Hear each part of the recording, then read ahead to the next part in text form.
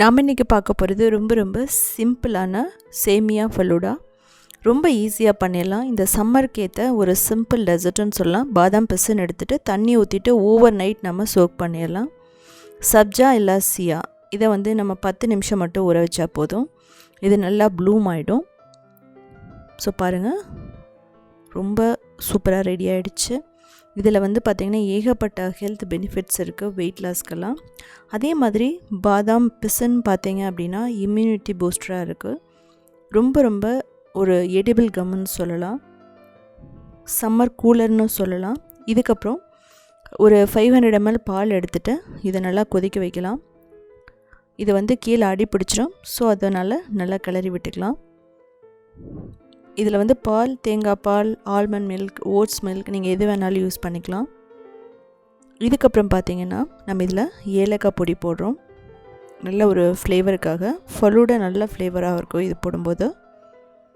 So இது பார்த்திங்கன்னா நம்மகிட்ட சேமியா அதிகமாக இருக்கும்போது நம்ம இது மாதிரி பண்ணலாம்.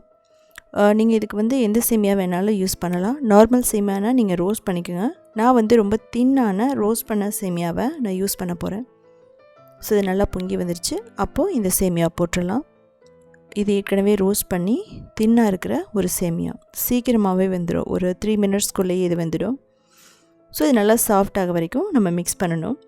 இது பார்த்திங்கன்னா ரொம்ப திக்காகணும்னு அவசியம் இல்லை. இப்போ ரோஸ் எசன்ஸ் போடுறேன். நீங்கள் தேவைப்பட்டால் போடலாம், இல்லைனா இதை ஸ்கிப் பண்ணிடலாம். இது நல்ல ஃப்ளேவரை கொடுக்கும் அந்த ரோஸ் எசன்ஸ். இதுக்கப்புறம் சுகர் தேவையான அளவு நம்ம போட்டுக்கலாம். அதுக்கப்புறம் சேஃப்ரான் அதுவும் போட்டுட்டு நம்ம நல்லா மிக்ஸ் பண்ணிக்கலாம். ஸோ இதுக்கப்புறம் பார்த்திங்கன்னா இது நல்லா சாஃப்ட் ஆகிடுச்சு. நம்ம ஆஃப் பண்ணிடலாம். அப்போ பார்த்திங்க அப்படின்னா கொஞ்சம் நேரம் ஆற விடும்போது அந்த சேஃப்ரானோட ஃப்ளேவரும் நல்லா வரும்.